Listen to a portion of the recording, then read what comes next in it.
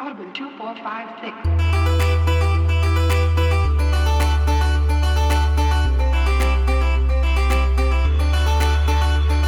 6. State of the Save is back with our part 1 of The Last of Us playthrough for our game club. Michael, pretty exciting. Part 1 of The Last of Us, not to be confused with The Last of Us Part 1. Leave it to The Last of Us to completely screw up years of naming these episodes, because I can't call this The Last of Us Part 1 because that's a different game. If we get to The Last of Us Part 2, that's a different game. I feel like we how many Last of Us remakes have there been, or remasters? Okay, there's The Last of Us Remastered, and then The Last of Us Part 1. Then there's The Last of Us Part 2, which is the sequel, and then The Last of Us Part 2 Remastered on PS5. I mean, I will say this, like, I've seen footage of the Part 1. It looks great. But this game also holds up pretty well. I don't understand the need for 3 remasters. The PS4 version plays just fine on PS5, and I like the art style more of the original game than I do like the more realistic, grounded, dirty look of, like, they took the Part 2's visuals and put them into Part 1. It looks nice. Well, we'll get into it. The original game has a style to it. Like, yeah, they're not as, like, photorealistic, but that's okay. Yeah, I like that. No, and we'll talk about that here. Obviously, we are playing all the way up through to Pittsburgh. Fuck you, Michael, for telling me I had to stop right there. I ain't gonna lie, I went rogue. I finished that play sequence. Congratulations, you played an additional, 3 minutes. Yeah, but I'm not gonna stop right there. You made it very clear to the listeners that we were stopping the moment we got to Pittsburgh. You have beef with the entire state of Pennsylvania. You have to let it. Yeah. Fun fact about me, I have beef with Pennsylvania. I've been to Pittsburgh. I think Pittsburgh's nice, actually. I enjoy Pittsburgh. Philadelphia, on the other hand. If this was Philadelphia, you would play the whole section and got to by just Eric. That was an NPC. I know. I'm aware. Not a big fan of Philadelphia. I just got a T-shirt that just says "Not a big fan of Philadelphia." It's not always sunny in Philadelphia. But I will say, I really enjoyed this first section. It's going to be a great show today. Let's do some housekeeping up top. RPG Summer. The voting continues. You have till the next episode. Aren't we doing it at the next episode or the last episode? The last episode to the next episode would be your last time to get submissions in, because we need to figure out where we're going to play the game we choose and everything. We got a short list narrowed down. It ultimately depends on what's going to go on sale when, because summer sales are going to come out really soon, so we got to sort of plan that. Also, some really good suggestions. I really appreciate everybody who's taken the time to add to the list. We've had a ton of suggestions. People are throwing all sorts of games in there. Some games that aren't really necessarily feasible at this time, but that doesn't mean that they're not appreciated. Props to Tanner, friend of the show, for saying, you should play the MMO Final Fantasy XIV. And then they announced an expansion. He's like, never mind, do not play Final Fantasy XIV. They're about to change up this game. Tanner, what are you doing to me, man? I know, that's like offering, hey, I got some drugs in my car. You want to partake? Yeah. Hey, I got some crack, man. You want to just do drugs instead of play video games? Wait. I mean, I would say the main reason I didn't get super into drugs as a kid was probably video games. I didn't have time to. So why not combine the two? Pills? I'm playing Battlefield Bad Company. With the thing that's saving me is that once you get past the free trial zone, which I think is the first expansion or two, then you have to pay $15 a month subscription fee. I'm like, no, I'm not paying monthly for a game. Have you seen how I play games? I touch and go. I can't be bind to a. You'll be spending that for 2 years, exactly, and forget to cancel it, then renew it 2 years later, and forget that you canceled it. It's whole thing. I always said I want games to be more like the gym. That's what I always said.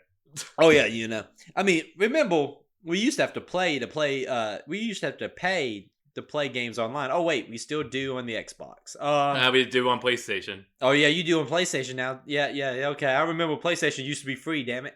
And Switch now as well, but you get GameCube games, so a little bit okay. I am mad about GameCube games. I know I could just emulate them, but it's just old men yelling at clouds right now. Literally, old men yelling at cloud. Well, yelling. There's a spiky haired guy with a big sword. Well, we are already off the rails. Make sure you go on there, submit your game so we can do RPG Summer. It's going to be fun. I'm looking forward to it. Also, check us out on the TikTok. Putting up a lot of cool clips over there. Michael's been doing, having a good discussion in the comment section on the past few TikToks. So check us out there as well. Follow us. A lot of people have thoughts on Quan Chi and Shang Tsung teaming up.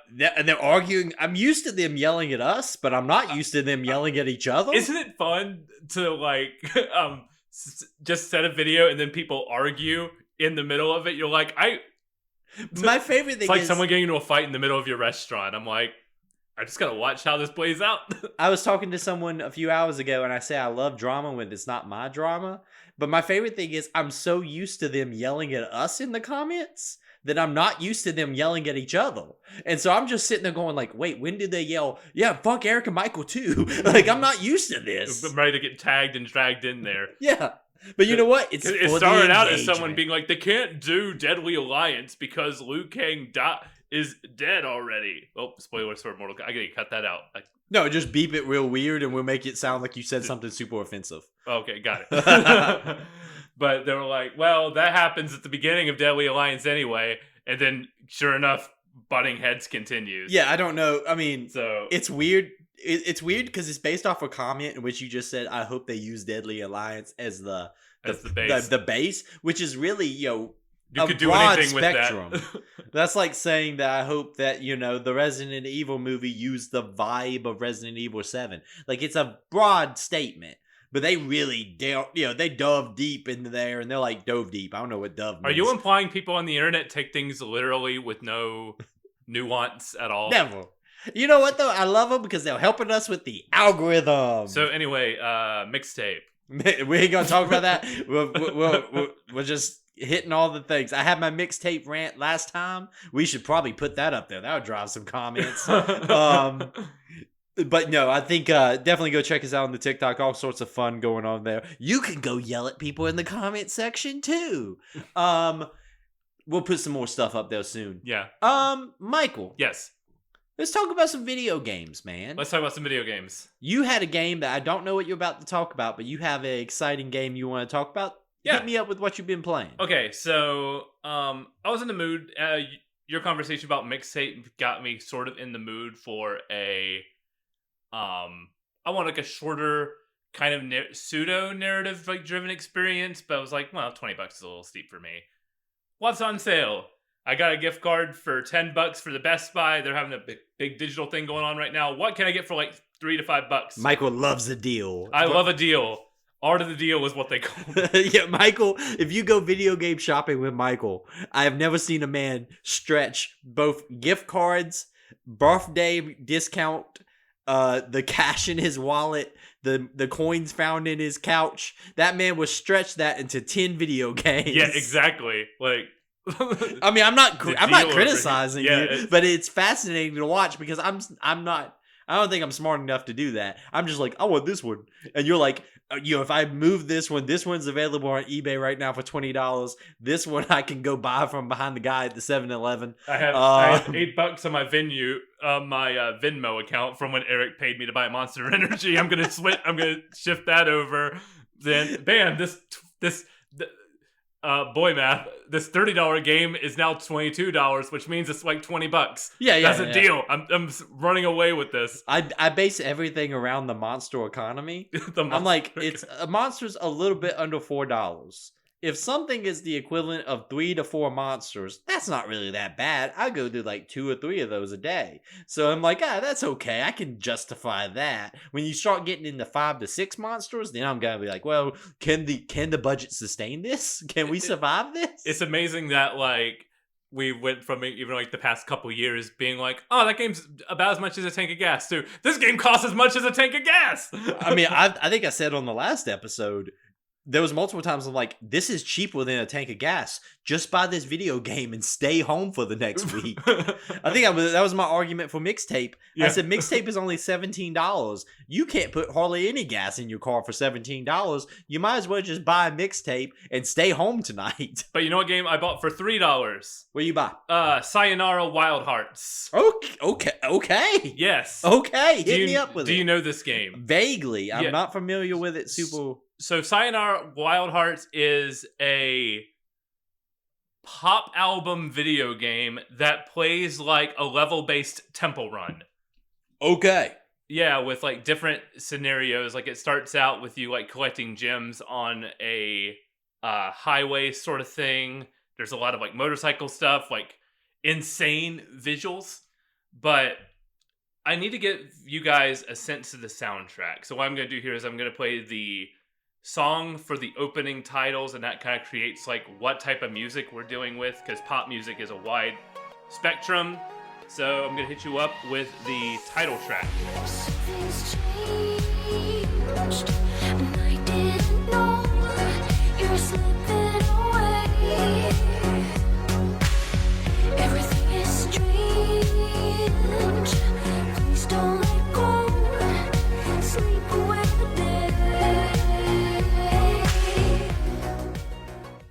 So sort of music like that. Sort of if you like bands like Churches, Purity Ring, music from like Carly Rae Jepsen, this is that sort of kind of shoegazy pop. Shoegaze, electro pop. Yeah, like a post pop kind of stuff. Yeah, sort of like it exists in that spectrum, but it plays like an album. There's like rises and falls and everything, and even this was a game that if you beeline, you can complete this in like an hour, because it's an album of music, so it's about 50 minutes to an hour of music. And the levels are all based around that. But you can go back. What I did was I did not move on from a level until I gold ranked a level. So my playtime was close to like 3 hours, because I was just going back and like playing through. And some of the boss levels are not like small slices of song. Some of them are like a full like 4 to 5 minute long song with like verses, choruses, bridges, like the full spectrum of like songs and like tempo changes and stuff like that.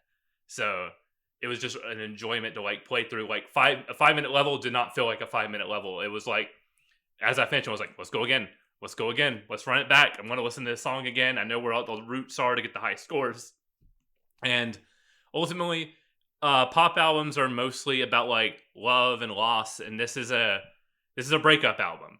This is an album where our main character is trying to navigate and deal through heartbreak through like this like sort of upbeat pop music, because that's what like the best pop music is. It's like using like this upbeat musical style to like hide like your tragic emotions and to like fight through the pain. That's what this game is. It's someone reflecting on her past relationships and sort of piecing the emotions back together over the course of this album with like really cool visuals. Everything is like sort of I want to say like 3D stained glass almost, with like really cool emphasis on pinks, purples, blues, that sort of spectrum. It all exists in that sort of range with like really shimmering, glowing stuff. The levels get insane, where you're sword fighting on motorcycles through loop-de-loops fighting a Grim Reaper, to moments where you're just sailing on an ocean. Sounds almost like a Studio 51 kind of vibe. Yeah, like, sort of. From that kind of approach. It's like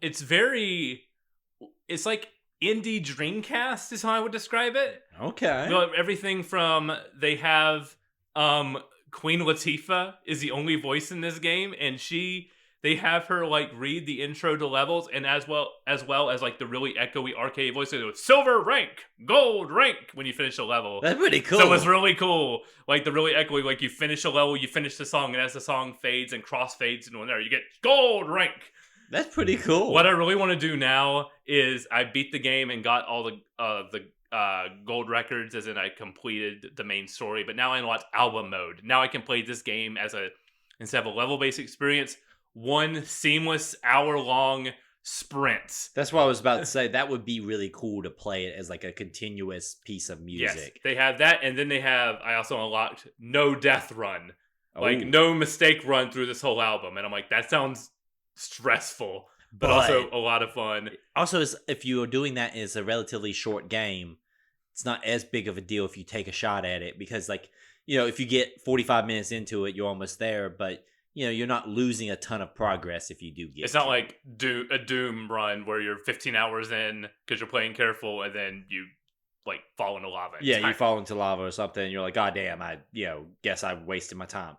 You know, it's not that. No, that sounds really, really cool. Actually. I really like this game, and the gameplay structure is very temple run. You're, like, trying to navigate, dodging obstacles, trying to swerve, like, left and right, collecting little gems as you go, and your points are based on collecting the gems and everything. Because it is a set time limit for these levels, you're kind of on rails through the whole thing, but it's a blast. There's some light, like, rhythm game mechanics while you're, like, collecting stuff. You'll have to, like, either dodge by hitting a button. There's, like, one main button that you press, as well as, like, navigating left and right. There's some really cool levels there's one highlight in the middle of the game that is, like, two characters that are snapping their fingers, and, like, the items that you collect are, like, shifting through time through the beat of the music. Like, they'll be on the left lane, and then they'll be on the right lane. Then you have to keep track of which obstacles are on which one, like that Titanfall level almost, but set to the beat of the music. Yeah. And it's really cool. A really great, like, 3-hour game if you want to, like, complete it, 3 to 4 hours. And then if you just want to vibe with it, it's like listening to a music record while playing a game. It is so good. Now you just got me thinking what that level of Titanfall 2 would be set to. What would the music be? Ooh, that's That's the question. Paint It Black by Rolling Stones came in my head. Really? Yeah. Just Creed. Hold me now. 6 feet from the edge, and I'm safe. No, I think that sounds really cool. I think more games that use music as the basis of them are something I would love to see.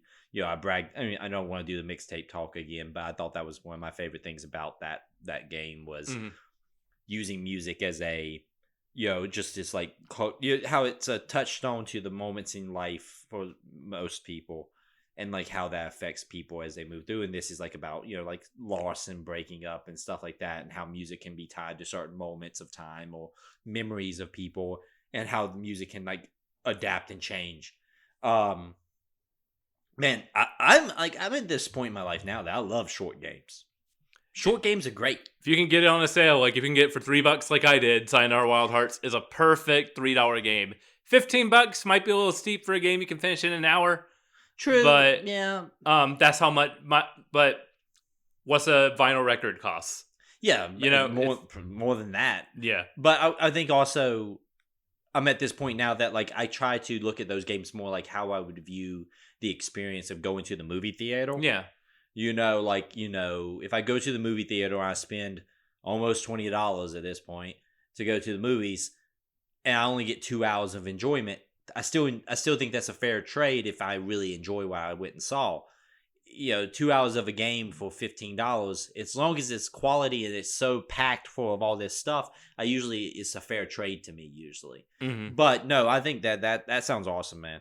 Highly recommended. Even talking about it made me realize I like the game more. I think I gave it 4 out of 5 stars on my backlog, but now I'm like, now that I'm talking about it, it might be 4.5. I might have to play those modes. And sometimes you just gotta sit with things for a while and actually, like, solidify how you feel. Well, you know what it was? I listened to the music in my car. It was like, yeah, this is great driving music. Sometimes you just gotta sit with it and let the vibe kind of, like, see how it affects you a couple of days later, or how you know what you're thinking about when you think about the game. No, I think that's completely valid. Yeah. Many games have changed their positions on sometimes over years. Mm-hmm. Like, it just takes time sometimes. And another proof that 2019 might be one of the greatest years ever in video games. So shocking. And then 2020 came and just smacked us all in the face. Who knows? Might get to relive that one depending on how this cruise ship goes. And the Ebola stuff. Oh, Jesus, what is going on? I'm not going back, Michael. I can't do this again. I can't do it again. We're running everything back, man. New war in the Middle East, new pandemic. We're running all the hits. Oh, no. Just a great time. We love it here. Yeah, the world's on fire, but that's okay. We got video games. I'm in a weird spot in video games because I have been playing so much stuff. Like there's been a lot of new releases that I was super excited for, and finished mixtape last week, and this week messed around. I am like 30 minutes away from finishing Pragmata. I am like in that weird spot where I know where it's going. The game knows where it's going, and I know where it's going, and we don't want to go there. Like it's hurting me, so I kind of dragging my feet, but I'll finish that this weekend. I was worried there would be sad moments in that thing. I think I know where it's going, and I don't want to do it. No negative for the game. It's just, the game's got me hooked enough that I'm like, we could just walk away and pretend like this didn't happen. But I am finishing that. I did last week. So, multiplayer games come and go for me. I was on Battlefield 6 kick for a while. Marvel Rivals is a game that according to my playtime, I've played that thing for like 3 days, which is mind-blowing because I don't remember any of this. So it's all a blur. It's all a blur. I genuinely enjoy the game. I was a huge Overwatch guy back in the day. I like class-based, hero shooters, and this is kind of that. And so I always get brought back in when those characters that I enjoy, that they add. I like Marvel Comics, and so there was several characters that have been added since the last time I played it. Rogue got added, Gambit, big X-Men guy, so easy to get brought in. Mm-hmm. And then I saw that they were putting Cyclops God, I into love the game. Yeah, Cyclops, the most underrated X-Men, top 5 Marvel Comics character, probably top 3, man, top 3. Ooh. Yeah, it's Moon Knight, Daredevil, Cyclops. That's probably the go. We have similar top 3s because Moon Knight and Daredevil are in my top 3s. Moon Knight's great, and then Daredevil was amazing. So yeah, and so I got back into it. Every time I go into Marvel Rivals, the level of Gunnar skins that they are in that game always it shocks me, but not in like a clutch my pars situation. More just like, damn, these guys just going for it. Hell yeah. Like, I don't care. I like hot people in my video games from time to time. Nothing wrong with that. And so, but I'll go on there, I'll be like, damn, they just they're like, hey, let's bring out all the ass. But I will say that game's kind of in a good spot. Devil Dinosaur just got added. He's like one of the new tanks who doesn't want to fight a T-Rex. That's pretty fun. He's a little bit overpowered right now. Is Moon Girl with Devil Dinosaur, no, or is it just Devil Dinosaur? She is a voice. It makes sense. Okay. Because do you want to beat up an 8-year-old? Fair. Yeah, because somebody because I fall back in the rabbit hole and I was on a TikTok video, YouTube video, watching some strategies because I can't play these games casual. I have to be the best around. No one ever's going to bring me down. And they're like, why isn't Moon Girl there? And they're like, do you want Wolverine stabbing? And no, you don't want that. We can't have that. So there's a reason why she's not there. That's fair. But she is that. In all the the character arc and stuff, and her voice is there. So she is present to the game. She's just not on the battlefield. That game's in a shockingly good place right now. Like I said, dude, Devil Dinosaur is a little bit overpowered. You kind of need him because he's just will not go down. But man, they got so many characters already in that game. That list is insane. Deadpool is available for every single class. So characters are divided up as hero shooter. Yeah. I haven't played since Deadpool was added, but there was a Vanguard, which is their tank, a DPS Deadpool, and a healing Deadpool. Does all the Deadpools look the same, or does tank Deadpool a little more beefy? No, you just can pick Deadpool, and it's kind of it's perfect if you think about it, because Deadpool people the most annoying people to exist. We'll always just pick Deadpool in a game in which I need you to flex. If you can just play Deadpool as any class, at least this way they might actually be useful. What does Deadpool's support look like? Does he just throw you chimichangas? He's like shooting guns at you. It's very heal you? Yeah. Listen, he's the mean character. I get it. I don't like. I used to like Deadpool, but I don't like Deadpool anymore. And I still like Deadpool. It's the people. We used to play Comic-Con bingo, and like when you hit like Deadpool number 40 and they're all using it as an excuse to like grab people by the ass and stuff. Yeah, that's not cool. Yeah, I don't really like Deadpool anymore. For a while it was Harley Quinn bingo for a bit. Oh, for a while they were both. Oh my god. And it was everybody's boyfriend was dressed up as Deadpool and everybody's girlfriend was dressed up as Harley Quinn. But I think that's kind of smart, actually, the way they did that one. No, that game's in a weird place. It's in a good place, though. I'm actually really enjoying my time with it. I have been playing a bunch of quick play, and then the competitive edge kicks back in. I'm like, I gotta play competitive. And then I play like 4 games of the competitive mode, and I start getting really unnecessarily angry. Because in quick play, I'm like, who cares if our comp is stupid? But then in competitive play, our comp is stupid. I'm like, we got one heal. One healer is all we got. And then, I will say this is my last thing I'll tell you. I had a wonderful game going. We were playing the mode in which you have to, it's like King of the Hill, basically. You have to capture the hill. Okay. And it's spaced out over 3 rounds.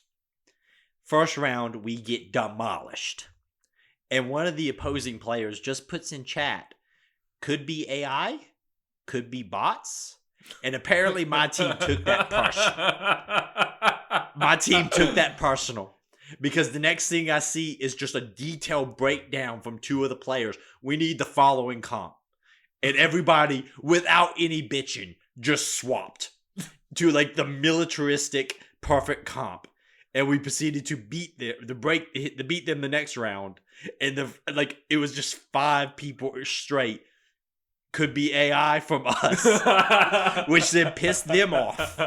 And then we had the sweatiest round of Marvel Rivals I have ever seen in my life. Just 2 sets of people. We are in silver, mind you. This is not high-end Marvel Rivals. We are not in Grandmaster, I have just jumped back into it. My default rank was like high silver. Like they have like an estimated rank they put you at. And so I haven't even started the climb yet, And like, oh my God, that last round was the sweatiest thing. We were in overtime for what felt like 20 minutes. Where just like everybody was just diving to touch the point to keep it from ending. And like, we pulled it off. And I'm so proud. Amazing. I'm like, this is great. I'm so happy. I'm like, yeah, look at this. And then instantly these teammates that I'm bonding with, that were so proud that we beat this guy who talked all this junk to us, just go from super kind, like super into it, to instantly the most racist you have ever seen in your life. And I'm like, no. We were having so much fun. It was like, and then I felt guilty for winning. Because I was like, I thought that we had just rallied. You don't call us AI. That's offensive as anything. And then the moment we win, just they go the most racist ever. I'm like, no, I was tricked. But it was a hell of a story. That's incredible. I've been playing a lot of Rogue, Emma Frost, and Jean Grey actually is like my go-to DPS, because she has a mechanic in which as you hit people, if you hit them 3 times in a row, they explode into more fire, and you can hit like crowd control. How much are you up for skins? Oh, the skins? I've only bought like 2 skins. Okay. Yeah, I'm not buying a ton of skins. There is a Moon Knight skin that I really, really want. Is it Mr. Knight? No, it's like the gala skin. So he's in like a suit. Okay. He just looks cool. He looks stylish. He looks like a man who's on a mission. But yeah, some of these skins. I mean, the skins are cool. Don't get me wrong. I mean, yeah. Yeah. But I am looking forward to Cyclops. I'm hoping Cyclops is cool. That's the main reason I came back. I'm like, I gotta play Cyclops. I wish I was better with Daredevil. I'm not good with him. Even though I keep trying. Like, I keep trying. I'll pick them, I'll get beat, and I'll switch right back to somebody else because I'm like, I don't want to bring my whole team down because I can't play Daredevil. Marvel Rivals, still a fun game. Michael. Yes. Think it's time. If we go from music games to multiplayer Marvel Madness to Depression Simulator 2000 and what year was this? 2013. 2013. Last of Us. Let's jump into it. Michael, yeah. I have, for some weird reason, never played this game. I don't know how it snuck by me. I think that it must have just like got by my radar back then. And then I will say that when The Last of Us Part 2 came out, I was like, should I go play The Last of Us? Should I get into this? And The Last of Us Part 2 came out in like kind of like a depressing time in life because it was around COVID and all that stuff. It was like peak COVID going on with The Last of Us 2 came out. And I remember thinking, I was like, I don't want anything to do with this. Yeah, like a game about a pandemic wasn't exactly something that I wanted to engage with, even though I did play a ton of Resident Evil 2 remake during COVID times. But it wasn't something that was like, this is not the time I wanted to play it. Yeah, I didn't want to be in that level of depression. But this game kind of checks off a lot of boxes for things I generally enjoy, and so far has not disappointed. I have been really enamored with it. We had the whole tale of how we had all these issues with my copy I got. There was some problems with it. I restarted from the beginning, played through all the way up to where we needed to, because I was concerned about missing stuff. Because if you remember from the stories from that couple episodes back, I basically had audio issues where the audio was cutting a lot. And so, like, I wouldn't get dialogue and things like that. And triggers for conversations wasn't popping up. I was getting a lot of issues like that. It became to a point when you're like, I don't know what I've missed. Yeah, there was a genuine concern that I was missing conversations because things wouldn't trigger. Or I could tell because like the characters would do the force walk where you can't run. Yeah. But nothing was happening. And I'm like, I've played video games from this time period. I know that there's supposed to be dialogue here. I know what a walk and talk is. I've done this a million times. Ever since Gears of War, where you put your finger to the ear and walk, I know this is a time where you're supposed to be telling me stuff. We played Arkham Asylum. Yeah, like every game I know what this is. It's from the time period, as was the style at the time. I didn't miss a ton. There was some like conversations. I missed a ton of the dialogue for like when characters are sneaking around and stuff. You know how they always like whispering like, oh shh and stuff like that, or they'll be like, oh, there's a guy right there. None of that was playing through the first time. So like all of that must have been audio issues. Long story short, I got a copy that works now thanks to Michael, and it's been running very smoothly. You've played this before. I have played this before. I played this twice before. This is my third time playing it. How's the general vibe on your third playthrough? So this was a game I cooled on over the years. When I played this a week after it came out back in 2013, I went, oh my god, this is one of the best games I've ever played in my life. Like, because it was really shocking to see how a game could convey like this level of storytelling at the time. It was shocking to see like this level of quality way back in 2013. And since then, it seems like everything kind of wanted to be, all the big AAA space wanted to be The Last of Us. There was a lot more emphasis on grounded storytelling. We got some really great games out of it. Like supposedly like God of War 2018 took some cues from The Last of Us and it's really great. I still haven't played that. That's one that got away from me. But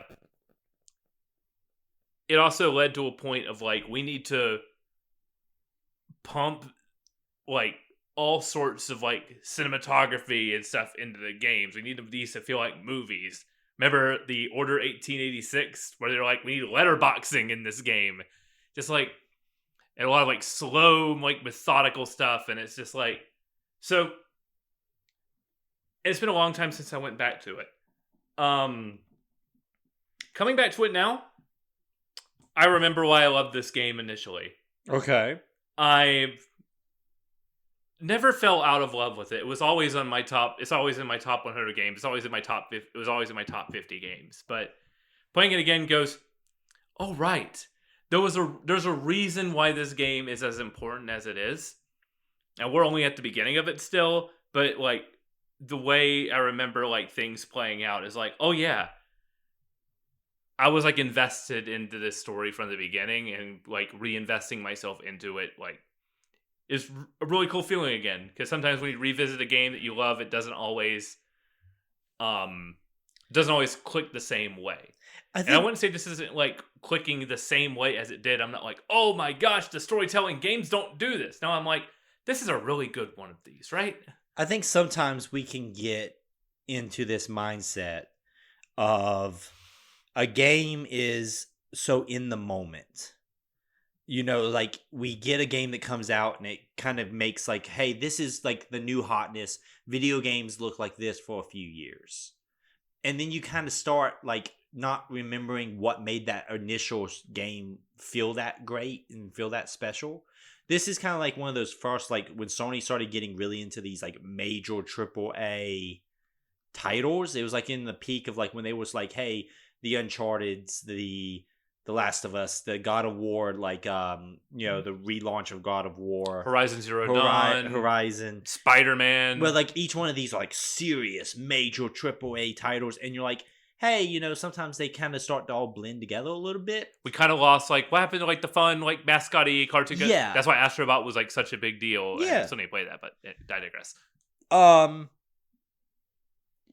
think you kind of forget what made the initial kind of wave of those games special. And I think this game is very self-serious, and that can be a vibe that maybe isn't always what you want. But I think this game is really hitting on all the cylinders it needs to hit. And it's dealing with some heavy subject matter in a way that's respectful and works.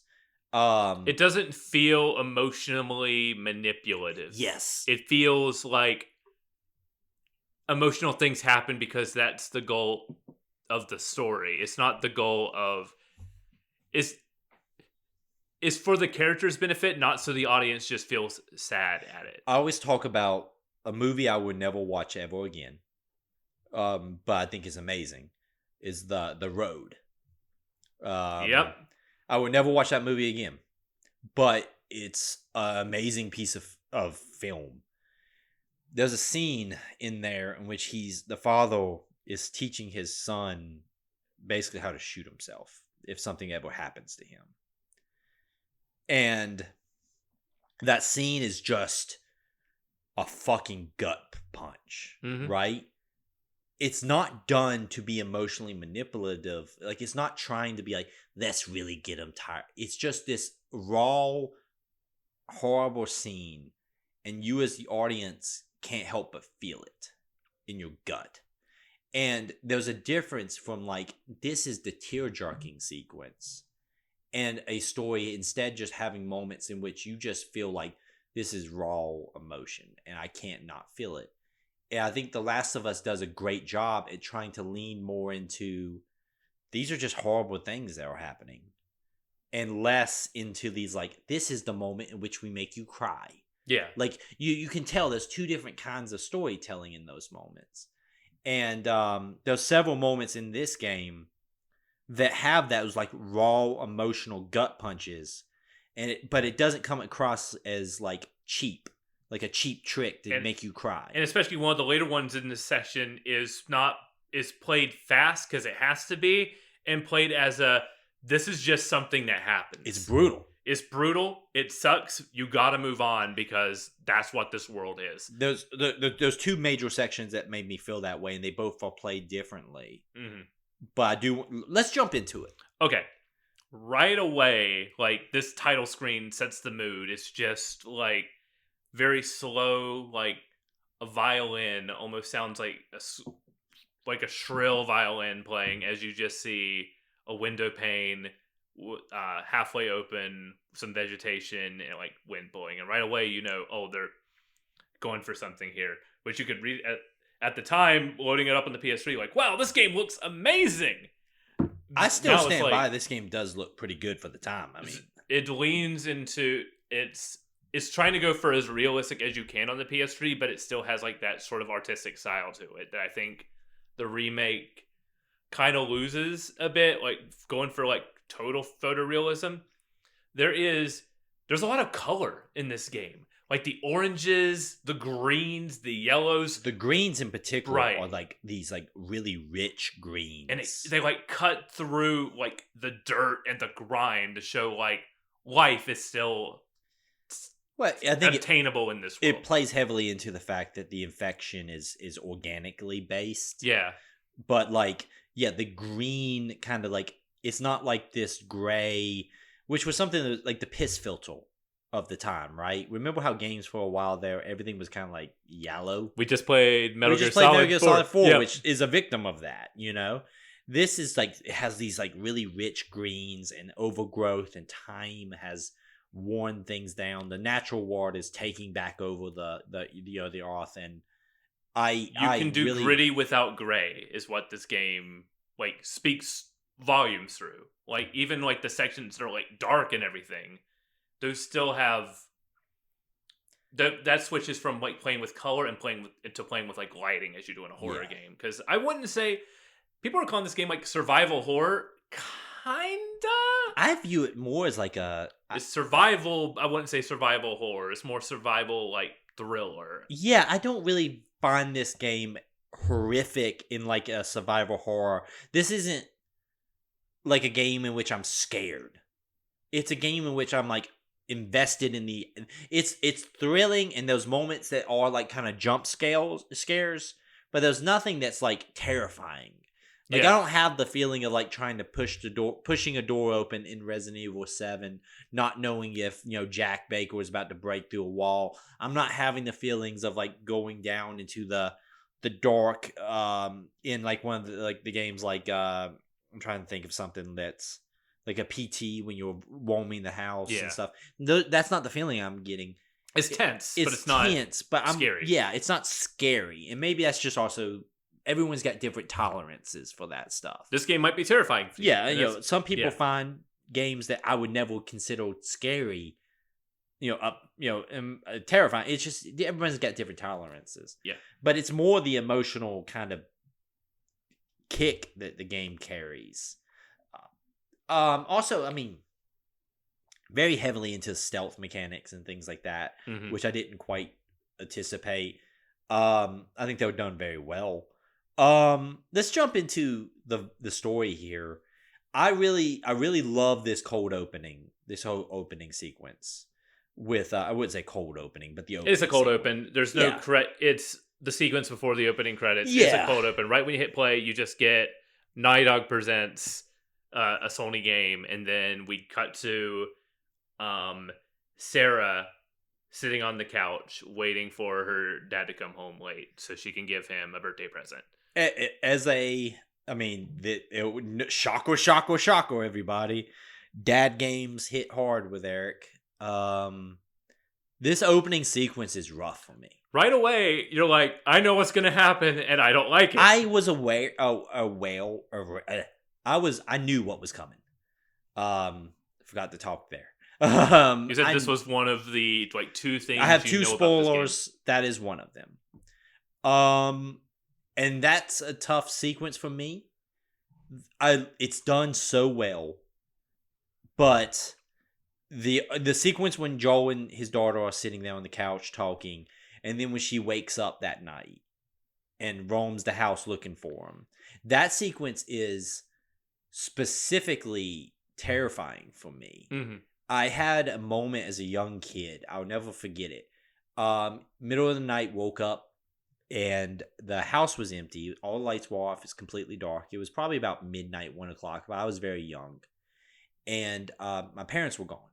Now, I did not know at the time that they were outside in the backyard laying under the stars. Who knows what they were doing? I don't know. That's not my business. But they were outside. The door had been shut, though, so I thought they were gone. And I remember waking up my younger sister, and like that weird like disorientation of being a child and realizing that like you're gone, like everyone's gone.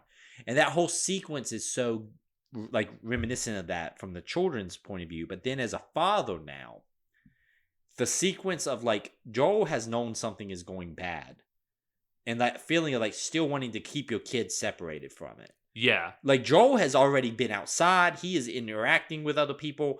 Like he's aware that he's already tried to call his brother's been trying to call him the whole time. Phones are off the hook and everything. Yeah, Joel's already like in panic mode. But like as a parent, first rule of being a parent is you try not to let the kids know when things are bad.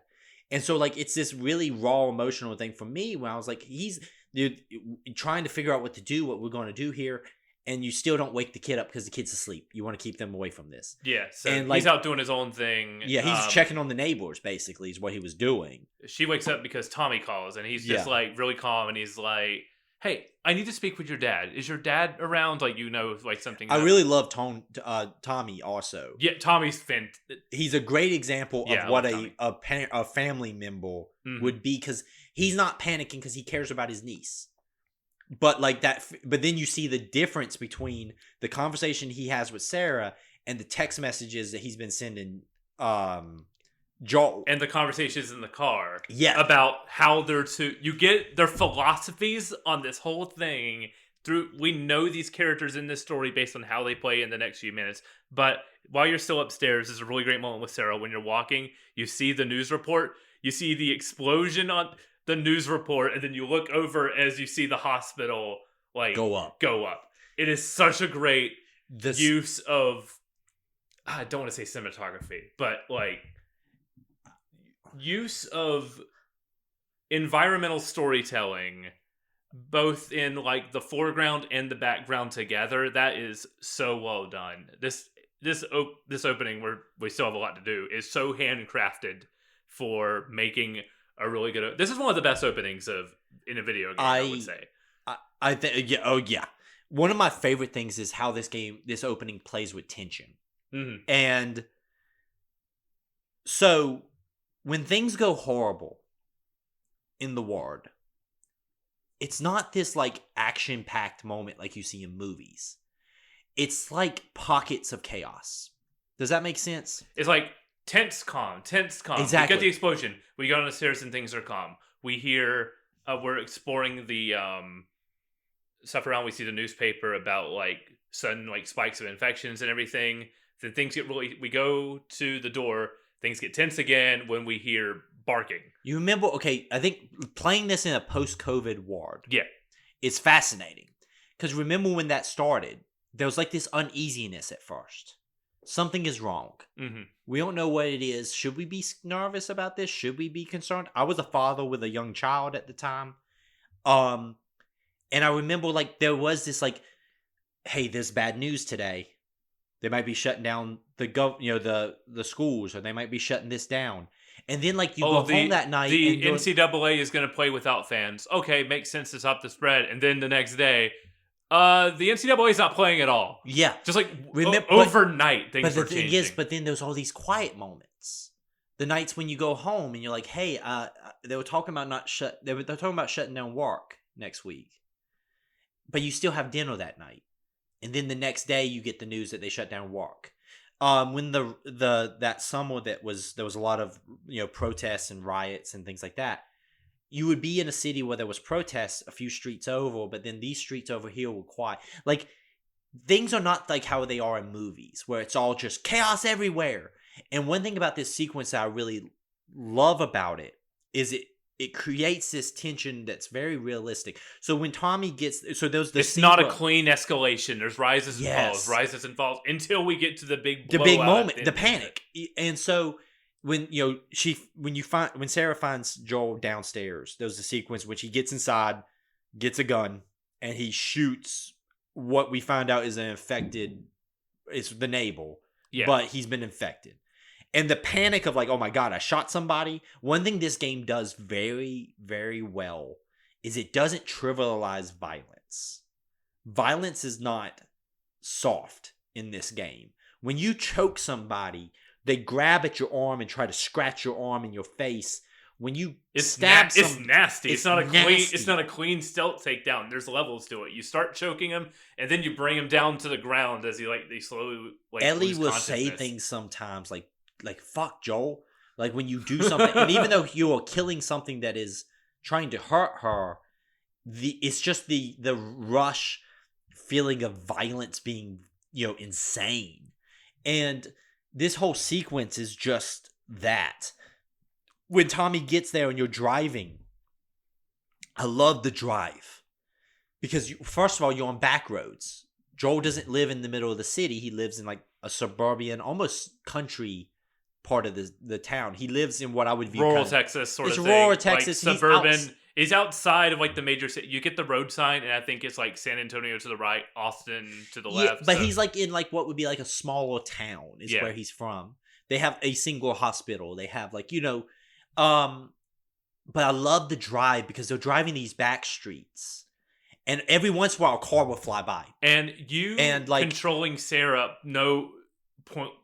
There's a lot of different points of interest. It's like, where do you point the camera? Where do you point Sarah to look at? Do you focus on Tommy and them, or you can turn around and like look at what's behind you? I love the conversations between Joel and Tommy. You talked about that already. Well, they're having these very tense conversations like, we got to get out of here. Okay, where do we go? But then like there'll be conversations, well, Joel would be like, Tommy will start to like kind of slip into like, we can't go there. That's already backed up. And Joel will be like, Sarah, like the kid's here. And like you have these moments where like. The most intense part of this was my favorite. Tommy slows down because there's a family walking. Yeah. They got a kid. Then Joel says, so do we. It's the most father moment I've ever. Like this section hurt. Yeah. For me. Because I tried to really embrace it, especially the second time playing it, what it feels like as a father. Because there's this, and I love that scene. It's a quiet road.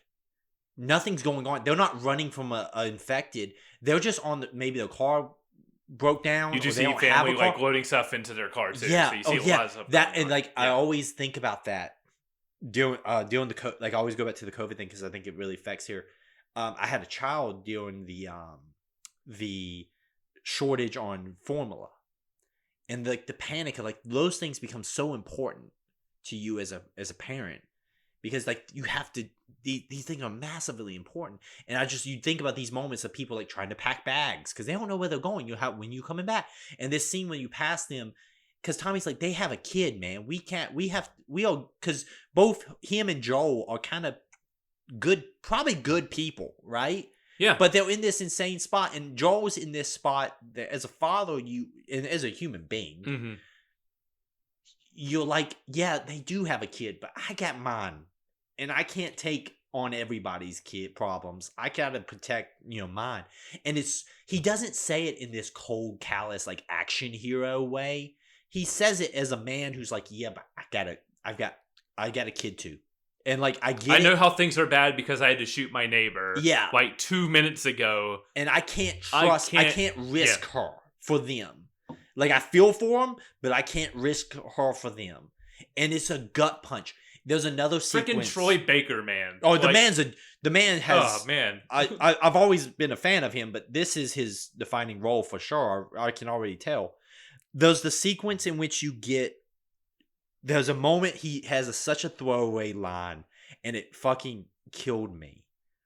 When you go past the hospital, you go to the highway's backed up.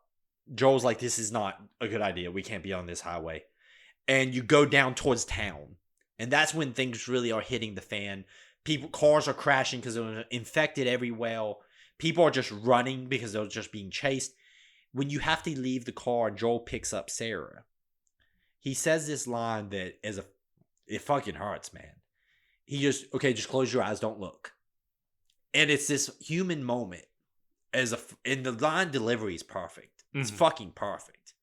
Because it's this concept of, I'm not only protecting my child physically, but I'm protecting my child's like emotional and soul almost. Because you as a father are responsible for your children, not just as I'm saying father, but as a parent.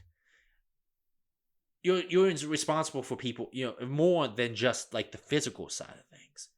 And that scene, just the way Troy Baker delivers that line, fucking broke me.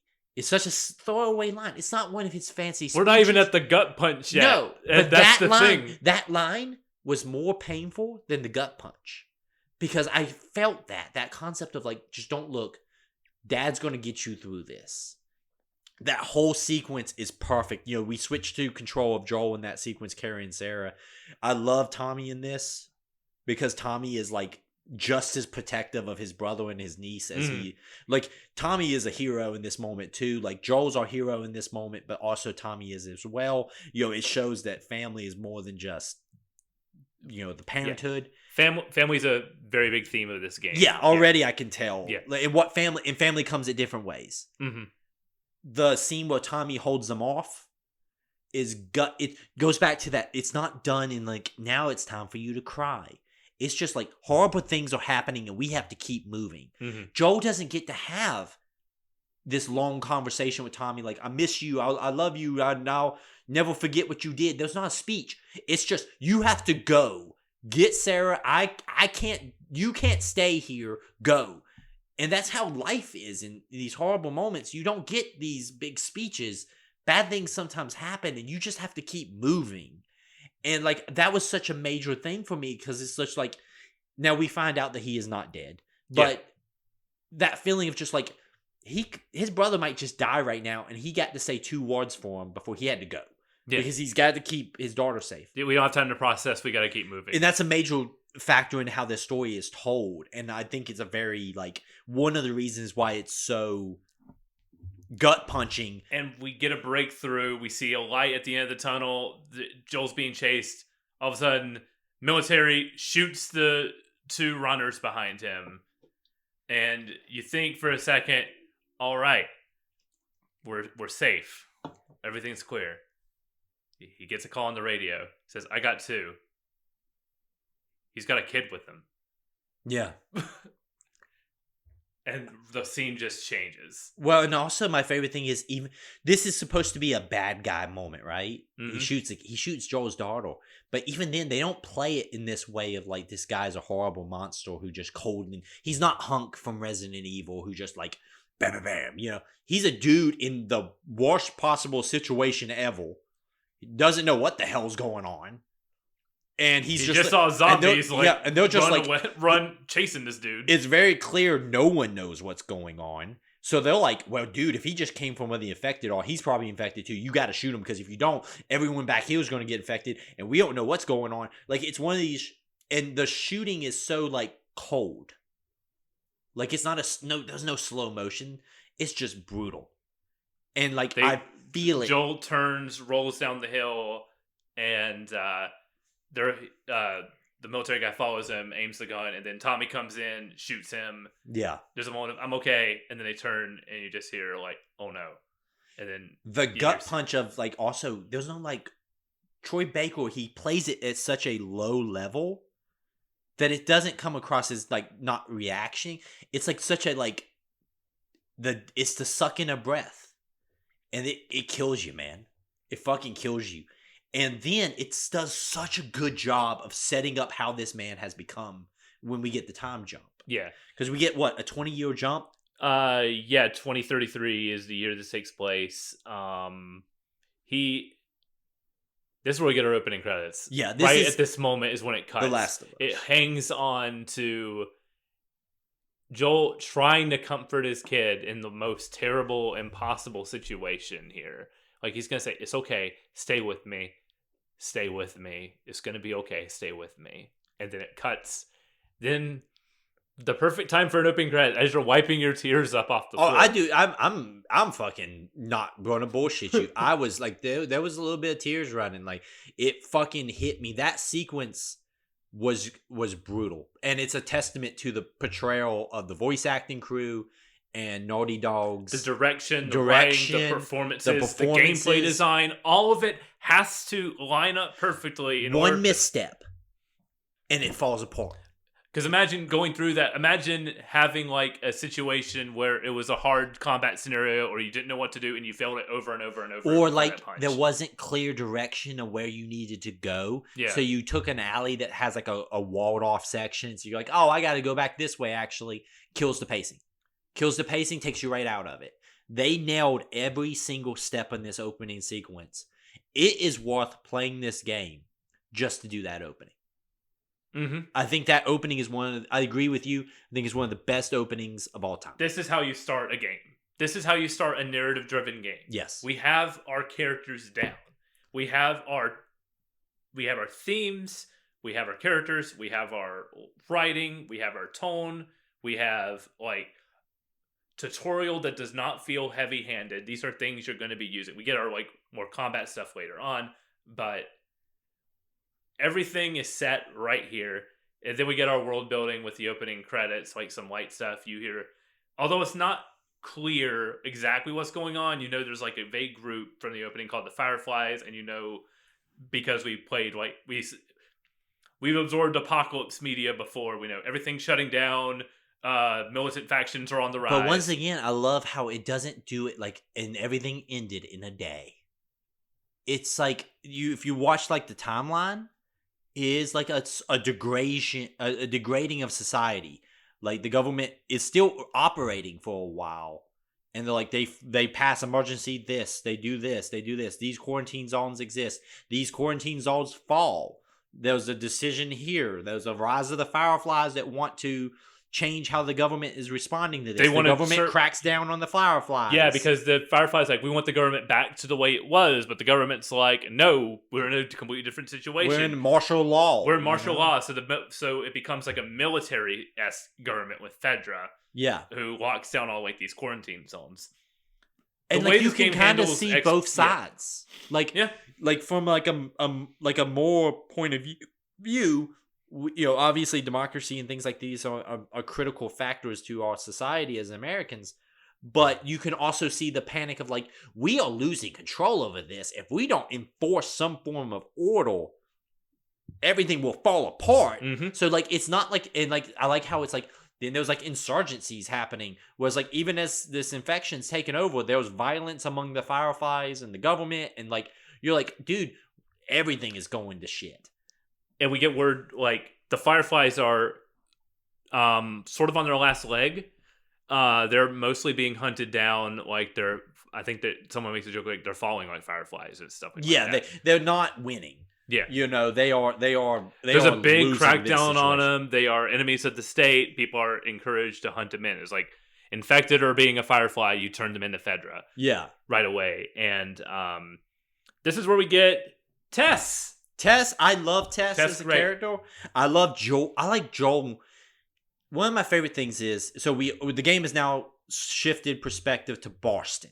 We're in the Boston quarantine zone, which shows that Joel has traveled a distance because he was in Texas and we're in Boston. Yeah.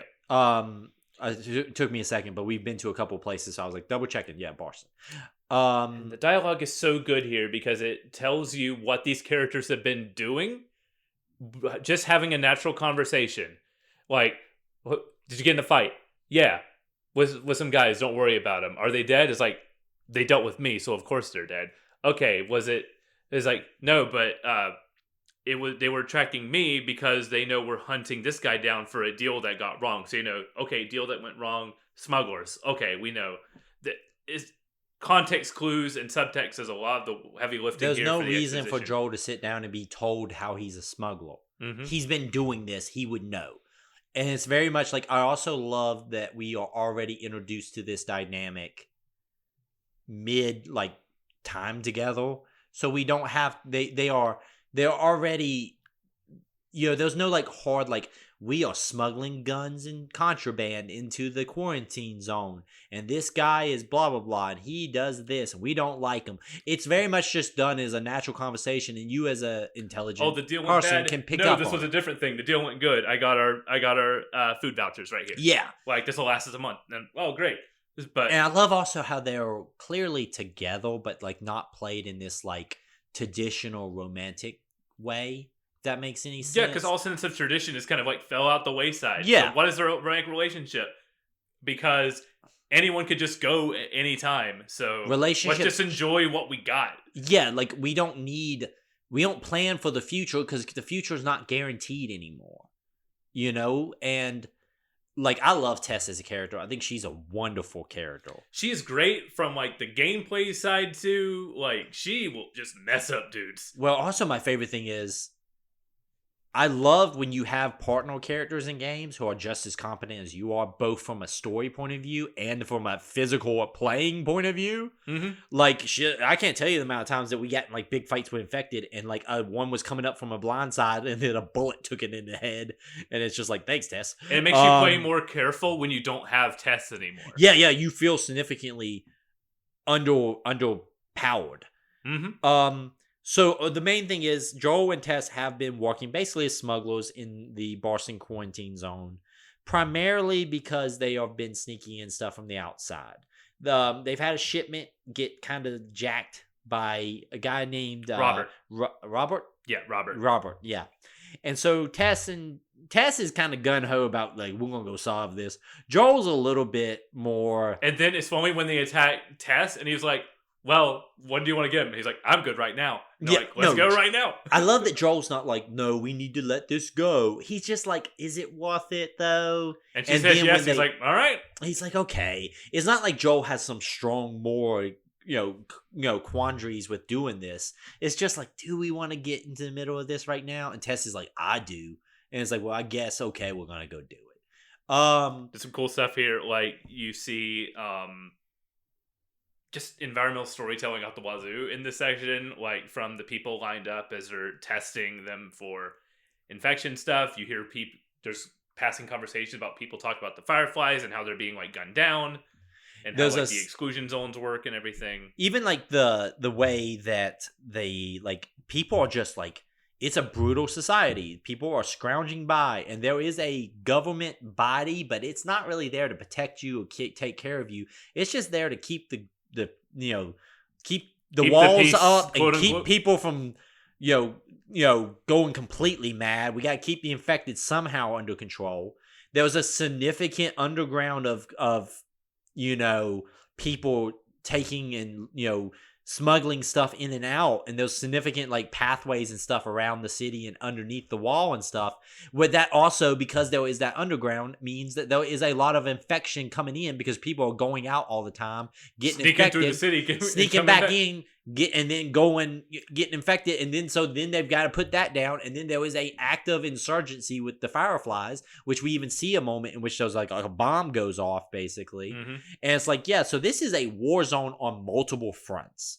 People are killing each other just to survive. The government is killing people. The fireflies are killing people. The infection is people killing don't have the resources they need, so they have to contend with smugglers who get into their own sort of thing. So yeah, it's just the entire world like economy has shifted into like this like barbaric hellscape, and it's really cool. Boston has been bombed significantly. They bombed outside the quarantine zone to try to limit the infection in there. We see that a lot when we leave the quarantine zone. We spend a large portion of this time not seeing any infected. Mm-hmm. There's a great sequence as we're moving through a market and we're going to go meet Robert. Everyone hates Joel, but they are cool with Tess here. Yeah, Tess is like everyone respects Tess. They don't really like Joel. Like Joel was like, we don't like this, this dude over here. He kind of an asshole, And there's a couple of great like little environmental storytelling. I love like the raid going on and they're checking people, and there's the paranoia like, are you infected? Because like the infection is very like easy to pick up from cuts and bites. Obviously, there's a great sequence going back to the kid stuff where you round a corner and there's a little kid in one of the market sequences. She's in a stall with like a little doll playing by herself in this corner, and if you round the corner there, she'll pick up the doll and like kind of shrink away. And it's like this little moment of this child having play in this horrible environment. There's a lot of people like gambling on things, and like we'll get to it when we get to Ellie. Rough. Kids have this is the world that this generation of children know. It's been 20 years, so a lot of kids were born into this shit. Like they're just getting now like the first wave of adults who only know this world or like growing up, which is raising a very rough generation of people. Like there is no like memories of what life was like before this. There's no empathy. There's no, because empathy gets you killed. Empathy gets you killed. Survival of the fittest. There's a lot of, even Joel and them are very cold and callous towards people who are going out. There's a sequence when we do go out and we're cutting through an area where a guy's mask has been broken because we go through spores, and those areas require you to wear a gas mask not to become to pick up the spores, because the infection is very organic. And it's just like, that sucker was an idiot. Let his mask get broken. Like, it's not like, poor guy, I feel so bad for him. It's just like, well, that was dumb. That's what happens. And like the guy knows the rule of the game. He says, my mask broke, you gotta kill me.